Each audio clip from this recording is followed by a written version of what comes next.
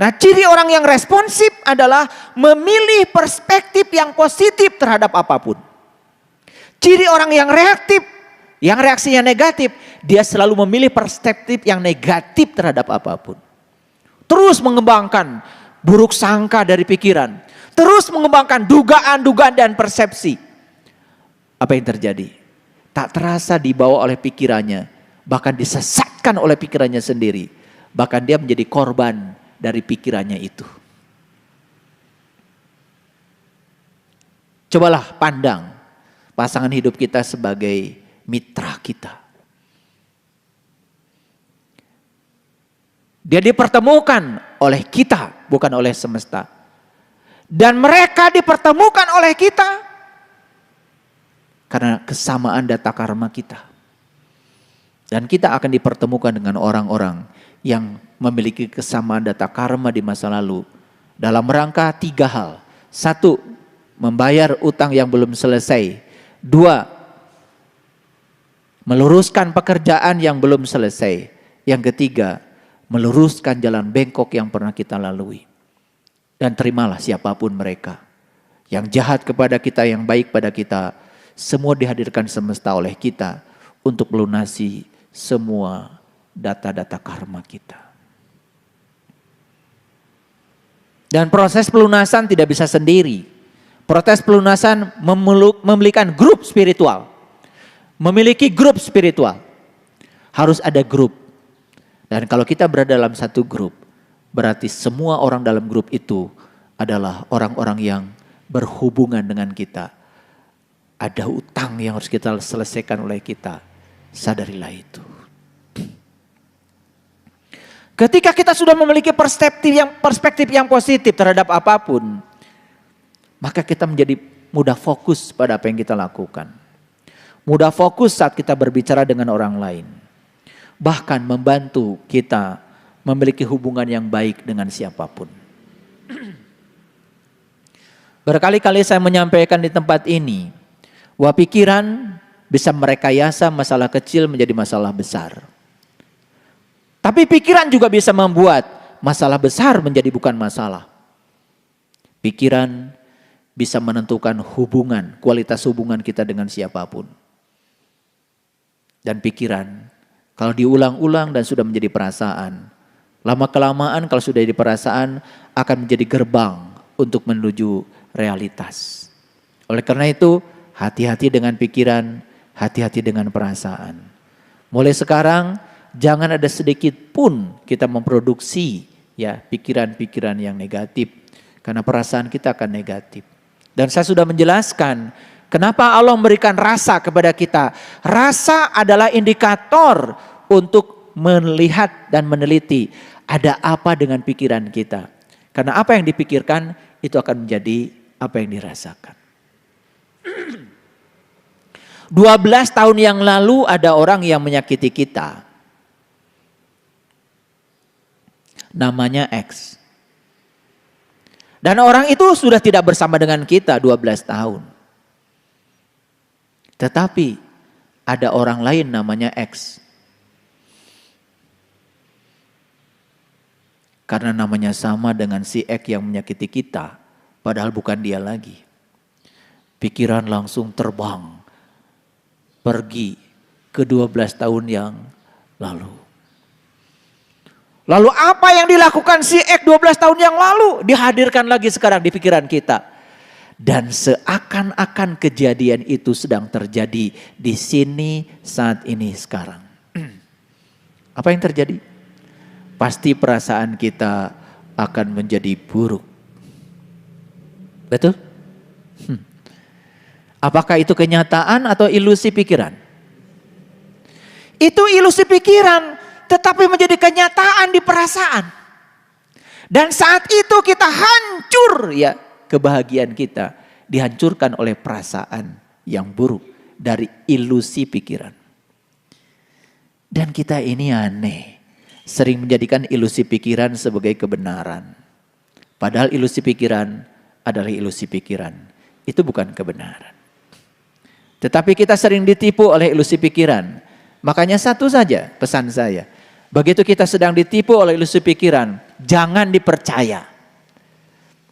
Jangan dipercaya. Begitu kalian percaya, kalian akan larut dalam pikiran kalian sendiri. Seperti kalian membiarkan tercebur dalam arus sungai yang deras, tenggelam dan terbawa. Dan itu yang sering terjadi, bukan? Itu yang sering terjadi, bukan? Ya? Beruntung kalian hari ini bisa mendengarkan ceramah saya. Dan yang paling beruntung adalah yang mendengarkan. Kalau menurut ahli pendidikan, orang yang berbicara itu hanya mengulang-ulang yang dia tahu. Tapi kalau orang yang mendengar itu pasti punya pengetahuan baru. Jadi sebetulnya saya itu ingin jadi pendengar saja. Tapi kalau saya jadi pendengar, ya siapa yang bicara? Karena sebetulnya menjadi pembicara itu tidak lebih untung daripada yang mendengar. Karena yang berbicara itu hanya mengulang-ulang yang dia tahu. Sementara yang mendengar itu pasti ada inspirasi baru dari yang dibicarakan. Betul enggak? Makanya telinga kita dibikin 2. Dan mulut kita cuma 1. Artinya perbanyaklah mendengar. Terutama mendengar suara terdalam dari batin kita. Karena disitulah suara kebenaran. Disitulah suara kebenaran. Nah, bagaimana kita bisa mendengar suara terdalam kita kalau pikiran kita masih berisik? Karena apa? Suara terdalam batin kita itu menjadi sirna suaranya saat pikiran kita dalam keadaan bising. Itu yang paling penting. Para sahabatku, kalau kita punya kemampuan mendengar hari ini, itu sudah pintunya hidayah. Karena di Quran dikatakan, alladzina yastami'unal qaul fayattabi'una ahsanahu ulaika hadahumullah ulaika hum ulul albab. Orang-orang yang punya kemampuan mendengar saat ini dan mengikuti yang terbaik yang dia dengar, maka itu adalah pintu hidayah. Dan siapa yang mendapatkan hidayah, maka dia akan menjadi ulul albab. Ahlul bait, ahli-ahli baitullah, ahli-ahli qalbu. Dan itulah yang disebut dengan ulul albab. Orang yang bisa mengingat Allah dalam keadaan berdiri, duduk, dan berbaring. Keren sekali. Dan pintu gerbangnya adalah mendengar. Ketika pikiran sudah tenang, maka kita dapat belajar lebih tajam. Ketika pikiran sudah tenang, kita pun dapat berpikir dengan lebih jelas. Dan otomatis kita bisa mengambil keputusan menjadi lebih baik.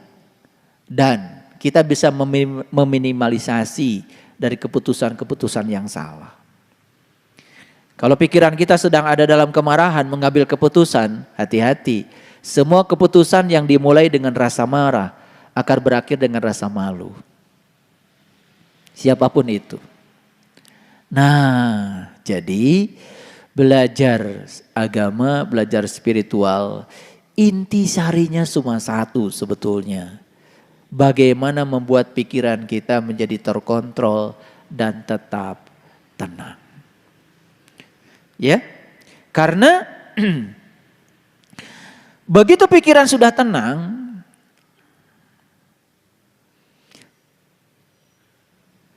kita akan memiliki kreativitas yang dibangun oleh perspektif yang positif. Coba ingat-ingat, kapan sih kreativitas, ide-ide baru datang?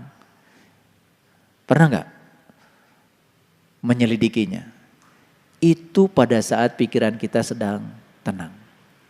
Tapi kalau pikiran kita sedang berfokus pada kenangan, ulangi, ketika pikiran kita sedang berfokus pada kenangan, yang ada apa?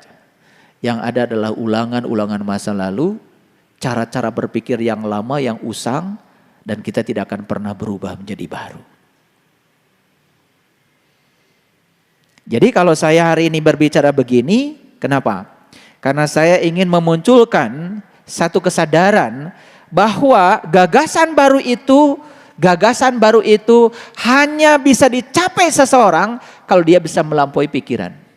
Dan untuk melampaui pikiran, bebaskan diri dari kenangan. Ayo, yang masih hidup di masa lalu, hanya mengulang-mengulang pikiran yang sama, kesadaran yang sama. Benar kata Einstein, tidak mungkin kita bisa menyelesaikan masalah di kesadaran saat kita menciptakan masalah. Jadi yang menciptakan masalah itu apa sebetulnya? Ya kesadaran rendah kita.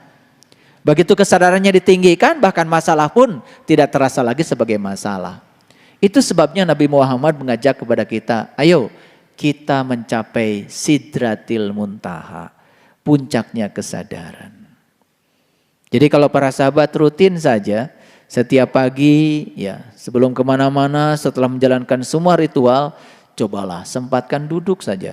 20 menit tidak usah ngapa-ngapain, hanya memfokuskan pikiran pada napas, pejamkan mata. Jika perlu tarik napas dulu karena napas itu punya kapasitas untuk menenangkan pikiran. Coba 20 menit saja. Enggak usah lama-lama dulu, 20 menit saja. Duduk saja. Cobalah. Saya tidak bisa cerita, tetapi itu luar biasa. Dan produknya adalah kita menjadi sangat responsif tetapi tidak reaktif dalam kehidupan. Bahkan yang lebih hebat lagi, gak ada lagi rasa takut, gak ada lagi rasa khawatir, gak ada lagi rasa cemas. Kita memasuki satu medan energi yang sangat lembut, berdetak, berdenyut hanya di pusatnya saja. Waduh, di situ netral, sangat netral. Kita tidak mudah terombang-ambing oleh positif dan negatif, tidak mudah terombang-ambing oleh dualisme. Oke. Nanti kita akan kasih ayat-ayatnya. Jadi sekali lagi, gagasan baru tidak akan pernah lahir ketika pikiran kita berfokus pada kenangan. Dan kenangan itu pasti cerita tentang masa lalu. Ya. Dan yang luar biasa itu, gagasan baru dan kreatif itu hanya akan hadir dari sumber yang di luar kita, yang bernama kecerdasan universal. Dan setiap manusia itu diberi tuh kecerdasan universal itu, apapun keyakinannya, apapun agamanya. Makanya inna dina indallahil Islam. Sesungguhnya intisari agama adalah kepasrahan. Islam itu artinya pasrah. Inna dina indallahil Islam. Sesungguhnya inti sari agama adalah kepasrahan. Apa pasrah? Pasrah itu melepaskan energi negatif. Maaf ya, pasrah itu bukan menyerah seperti yang selama ini kita tahu. Kalau membaca buku Letting Go, satu buku tebalnya segini, yang ditulis oleh David Hawkins, akhir dari Letting Go itu cuma satu, pasrah. Letting go. Dan pasrah itu artinya adalah melepaskan energi negatif. Gimana caranya? Caranya tadi, duduk saja tenang. Ketika pikiran kita sedang memikirkan apa, saksikan saja. Ketika perasaan kita sedang memunculkan energi apa, saksikan saja. Tidak usah dihakimi, tidak usah dikutuk, tidak usah dikomentari, tidak usah dilabeli. Seperti nonton film. Yang luar biasa dengan cara yang dahsyat seperti itu, energi yang menumpang di perasaan negatif kita lenyap begitu saja. Bukankah itu luar biasa? Itu namanya letting go. Istilahnya mau meditasi kayak mau apa, gak apa-apalah, gak pakai judul juga. Yang paling penting hasilnya keren. Hasilnya keren. Dan saya sekali lagi tidak pernah mengajarkan sesuatu yang saya tidak pernah merisetnya, tidak pernah menelitinya. Ini hasil riset yang luar biasa. Dan ternyata tidak ruwet untuk mencapai kebahagiaan. Keruwetan itu karena kita dangkal. Makanya mohon maaf, salah satu dari 3 penyakit yang harus segera disembuhkan itu adalah penyakit kulit. Penyakit kulit, penyakit luar. Ya. Kalau kita hanya keceprak itu berenang di pinggir pantai. Yang datang ke pantai itu adalah ombak yang sudah pecah. Karena ketika gelombang itu berada di kedalaman, gak pernah pecah. Indah saja, naik turun di kedalaman. Begitu masuk area yang dangkal, pecah. Dan kalau gelombang sudah pecah, apa yang terjadi? Itu namanya arus laut. Gelombang yang tadinya begitu enak, cuma naik turun. Coba, kita berenang di laut di kedalaman. Pakai ban kalau tidak bisa berenang. Kan ban cuma naik turun kalau di kedalaman. Tetapi kalau pakai ban di pinggir pantai, sudah matanya banyak pasir, mulutnya banyak pasir, telinga juga banyak pasir. Karena di kedalaman itu menjadi berisik. Karena gelombang yang indah pecah di kedangkalan. Yang terjadi adalah arus balik, coba. Begitu gelombang pecah, ada arus balik. Dan kebanyakan orang-orang yang terbawa arus, itu karena arus balik, karena gelombang pecah. Makanya di kedangkalan itu, yang ada itu merugikan. Itu kedangkalan. Dangkal dalam beragama, dangkal dalam berpengetahuan, dangkal dalam hidup, dangkal dalam sudut pandang, gelombang menjadi pecah. Dan ketika gelombang pecah, menimbulkan suara. Bukankah suara itu yang gemerisik di laut itu sebetulnya gelombang pecah? Karena saat gelombang tidak pecah, gak ada suara. Cuma naik turun saja seperti itu. Pecah itu di pinggir pantai. Jadi kalau ingin mendapatkan mutiara, cuma keceprek di pinggir pantai. Di pinggir pantai mah adanya cangkang kerang. Yang namanya cangkang itu berbahaya. Karena kaki kacugak. Cangkang. Ketelen. Bahaya lagi, harus operasi. Dalamannya kerang enak aja. 1 kilo makan kerang dalamannya gak masalah. Tetapi 1 bijinya tertelan yang keras. Langsung melukai. Makanya kedangkalan itu melukai. Kedangkalan itu menyakiti. Jadi kalau orang beragama masih menyakiti orang lain, itu karena kedangkalan. Kalau orang beragama tidak ada toleransi pada orang lain, itu kedangkalan.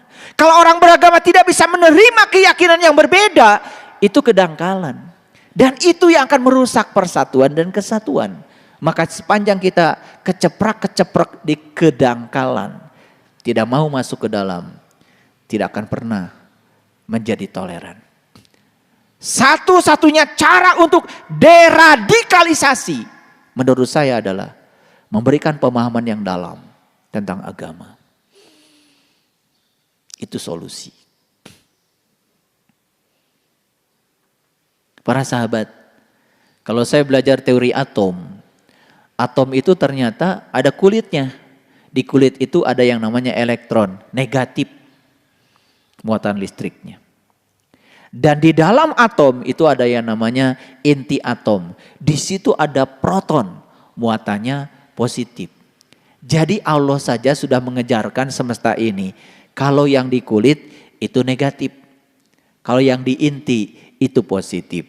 Jadi kalau ingin tahu yang positif, ya bergeraklah dari pinggiran ke inti. Makanya kalau kita berputar-putar di kulit, ya negatif.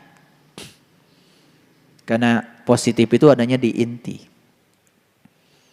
Ya, udah pengalaman kan? Kalian berputar-putar di kulit, kayak apa sih rasanya? Betul nggak? Iya, kepala pusing, napas pendek, jantung berdebar-debar. Iya, kadar asam lambung naik. Ya, pinggang pegel, tangan pegel, duduk sebentar sudah kesemutan, berdiri dari duduk kunang-kunang, nanjak dikit ngos-ngosan, coba. Itulah di kulit. Ritual sih dilakukan, tapi di kulit tidak pernah menyentuh intisarinya. Cobalah, orang yang tahu dirinya cuma tubuh di kulit, seperti apa coba sikapnya? Keakuannya besar, tidak siap menerima kenyataan. Tapi orang yang tahu tubuh saya ada 5 lapis, ada tubuh fisik, ada tubuh energi, ada tubuh astral, ada tubuh kausal, ada tubuh yang murni, diri saya yang sejati, namanya tubuh spiritual. Ketika saya mengenal tubuh saya yang spiritual, di kesadaran murni, tidak ada rasa sakit di sana. Tidak ada positif negatif. Di sana terbebas dari dualitas. Tidak terjebak oleh pasang surut kehidupan. Lihat orang yang sudah sampai di situ. Dia memandang hidup itu hanya sebagai humor saja. Dan ternyata hanya 2 cara menyelesaikan masalah besar dalam hidup. 1, pandang hidup ini sebagai humor. Yang kedua, miliki perspektif yang positif terhadap apa yang terjadi. 2 saja itu sudah keren. Saya kasih ilmunya. Itu keren banget itu. Keren banget. Berkelimpahan lah hidup itu. Gratis bahkan hidup itu. Bukan sekedar sehat. Berkelimpahan dan gratis. Jadi kalau sudah belajar spiritual bertahun-tahun, untuk mencapai sesuatu harus ada usaha yang kerja keras. Hidup adalah perjuangan. Itu namanya masih di pinggir pantai.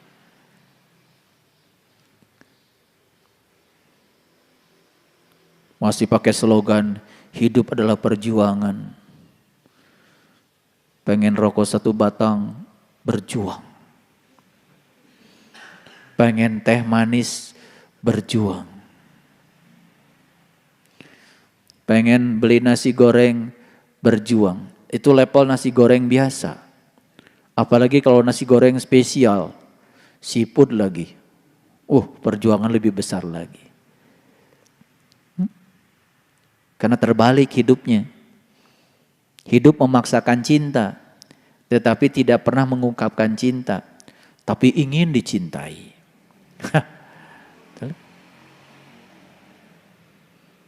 Jadi ketololan ini kan sudah menyebar. Karena memang penyakit kulit itu salah satu cirinya adalah menular. Coba, panu menular. Kurap menular. Borok menular. Saya dulu di pesantren borok semua. Karena yang borok cuma 1. Cuman karena air yang dipakai itu saja. Ya sudah. Boroknya ke air dulu. Dari air ya udah. Sekujur tubuh borok. Kayaknya badan saya ini gak mulus.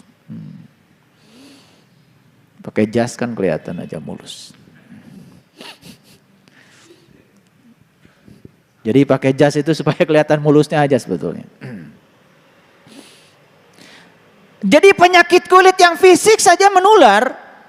Ini penyakit kulit yang spiritual pun menular. Cobalah Anda orang menebarkan kebencian, hoax, berita bohong atas nama agama dan Tuhan. Penularannya luar biasa. Dan media sosial menjadi sangat rawan terhadap yang semacam itu. Kalau sudah menggunakan keyakinan, apalagi buta, filterisasi logika sudah tidak ada lagi. Karena mereka sudah jadi robot. Lihatlah robot. Siapa pengendalinya? CNC. Computer Numerical Control. Dia dikontrol oleh sistem matematika. Dia dikontrol oleh formula. Lihat orang-orang yang beragama cuma didoktrinasi. Dan mengizinkan dirinya didogma oleh apapun. Baca ini sekian kali, utang lunas. Baca ini sekian kali, hidup tentram. Ilusi-ilusi yang sudah dijadikan kebenaran yang semacam itu sangat berbahaya kalau itu dididikan pada anak-anak kita yang kaum milenial. Mereka akan menjadi robot biologis. Dan sangat berbahaya, robot itu bisa disuruh apa saja. Karena dikontrol oleh sistem matematika. Makanya jangan heran kalau ada orang atas nama agama dan Tuhan disuruh membunuh orang lain pun mau. Disuruh menghancurkan tempat ibadah, keyakinan agama lain pun mau. Lalu dikasih label yang disebut dengan jihad. Hilang filterisasi logika. Hilang hati nurani.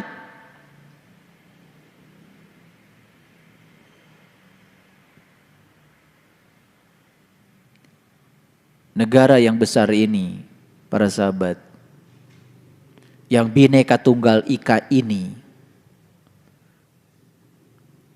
yang luar biasa ini adalah surga yang nyata. Yang harus kita jaga. Dan kita sepakat nilai-nilai universal yang bisa menjaga kebersamaan kita. Itulah yang harus kita depankan dalam kehidupan beragama kita. Dan kenapa hari ini saya berbicara ini? Supaya kita memiliki kesadaran. Segala sesuatu terasa adanya kalau sudah tidak ada. Kita tidak merasa luar biasa hidup dengan kebebasan yang semacam ini. Tetapi mungkin suatu saat kalau kita tidak rawat kebebasan ini. Dan kita hidup dalam lingkungan yang penuh dengan cengkraman. Coba perhatikan di belahan bumi lain. Yang setiap hari bom mobil, bom bunuh diri. Dan agama menjadi alat untuk menyampaikan kebencian kepada orang lain. Itu sangat berbahaya. Jadi saya ingat kata-kata Kiai Haji Ahmad Dahlan. Ketika ditanya oleh muridnya, Kiai, apa sih agama itu? Orang yang sudah tinggi level kebijaksanaannya, cara menjawabnya sangat hati-hati. Beliau ambil biola dan kemudian beliau memainkan biola. Sampai semuanya terpukau oleh cara Kiai Haji Ahmad Dahlan memainkan biola itu. Selesai main biola dan beliau mengatakan, itulah agama.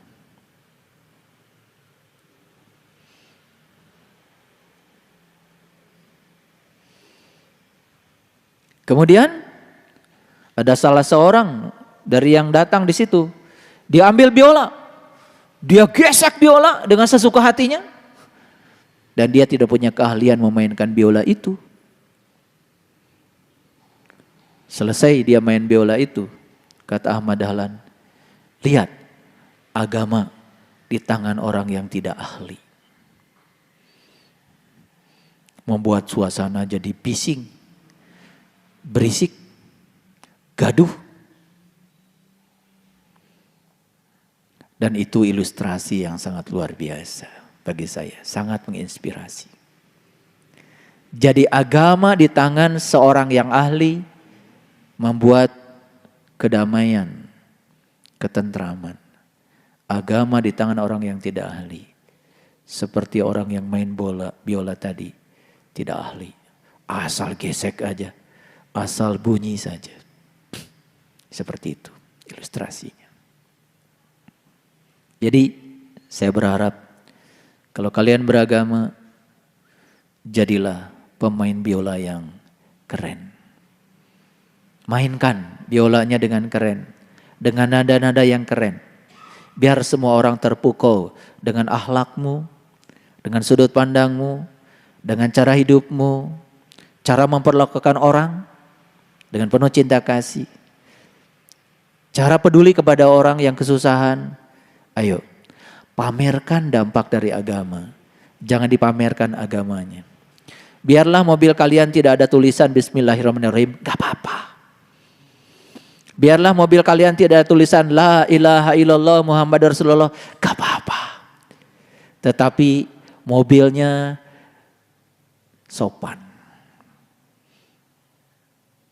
Di jalan tol keren. Nyalib ikuti aturan. Biarlah bismillahirrahmanirrahim menjadi akhlak.